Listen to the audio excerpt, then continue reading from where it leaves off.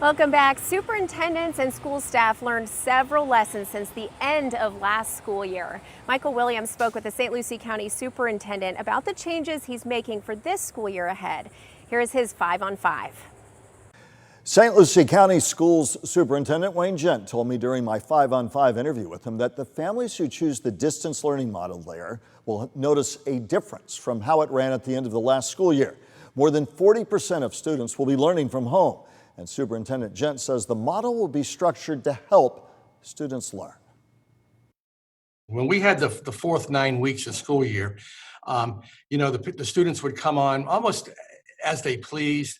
And sometimes teachers would be there, sometimes they weren't. This is going to be very, very structured. This will just be like the academic day where you will follow your schedule. So let's say you're in high school in 9th grade, 8 o'clock you've got English, 9 o'clock you've got math, 10 o'clock you've got science. Your teacher will come on and be in front of you in the online, take attendance, and then do the daily lessons. What will school look like for students who are going back to the classroom? Superintendent Gent talked about that in our interview, and you can watch his response and full interview on our website. Just go to the Back to School section. And now back to you. Well, Michael reached out to Palm Beach County Superintendent Dr. Donald Fenoy for a 5 on 5 interview. We do hope to bring you that interview very soon. Mike? You know, going back to school, not just for kindergartners through high schools, how about college campuses, right? Facing very much uncertain times. Holly Davis shows us the plans that some state universities have set forth for not only professors, but students as well. Take a look.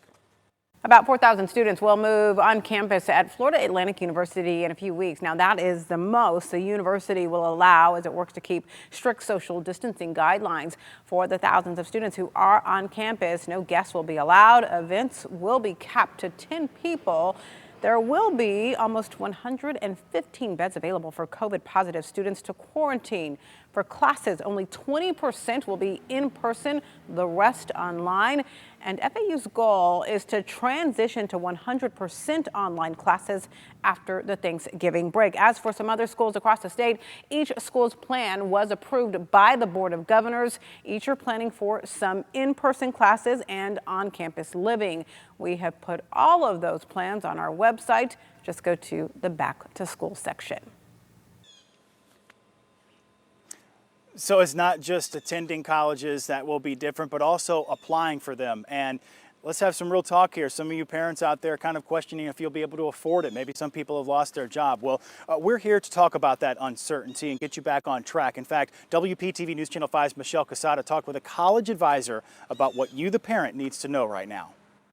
Ariel Haas graduated high school just in time. When COVID-19 hit, he had already applied to college. But this next year, he says, will be challenging for incoming seniors. It's not going to be anything that they imagine. Senior years, the college is mainly about the college application process. Changes to the process of choosing a college are already happening. Dr. Bonnie Rabin owns College Career Consulting and is a college advisor. I encourage all parents to check out 2 resources and students.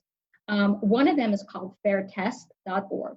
It will list all of the schools that have gone test optional, which means that admissions this year, they will not require SATs, ACTs, or what we call an SAT subject test. But school requirements is one thing. Dr. Rabin says the pandemic has changed the financial capability for many families who had their eyes set on a specific college or university. She says parents need to make sure 2019's income is not solely what's determining their financial aid need. For families that's seen a decline in their income in 2020, there will be different ways to alert your colleges that you're applying to your renewed situation. So it's really important to work with your accountant or work with a college advisor to present your financial picture accurately. Ariel starts the University of Miami in the fall. His classes will likely start virtually too, and says it means working extra hard to get the same grades he would have earned in the classroom.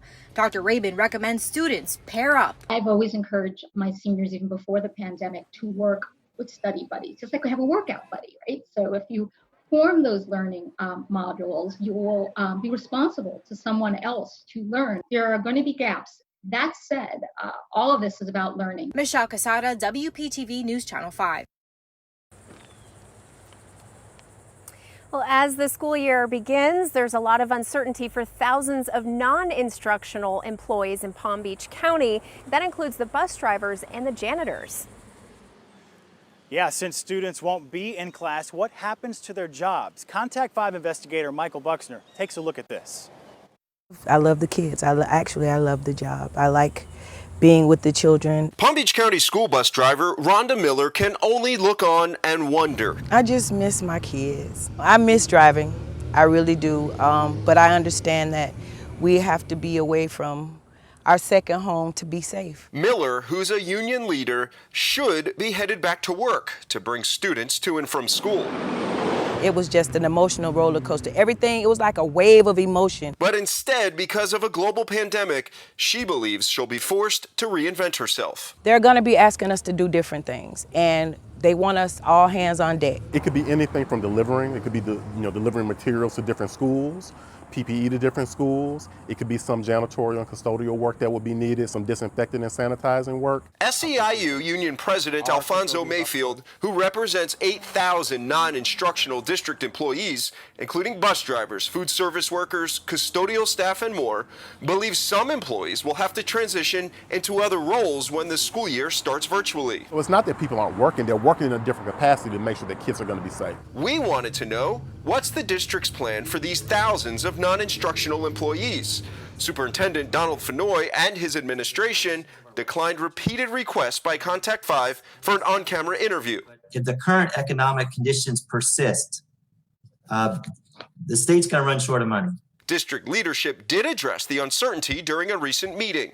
I think we're at risk, and I think we really need to monitor this situation and let it play out before we start thinking about increasing our salaries in an environment where we might be forced later to downsize our workforce. This comes after the healthcare district furloughed 140 school nurses. Are there any positions that you're concerned about today?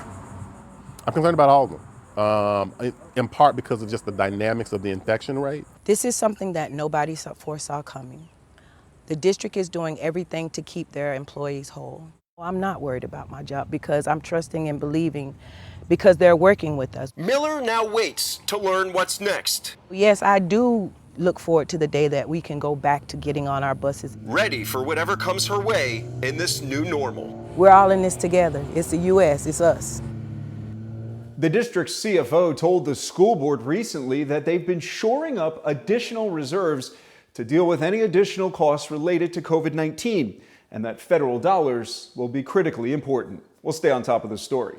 In Palm Beach County, Michael Buchner, WPTV News Channel 5. We'll be right back after this with some final thoughts.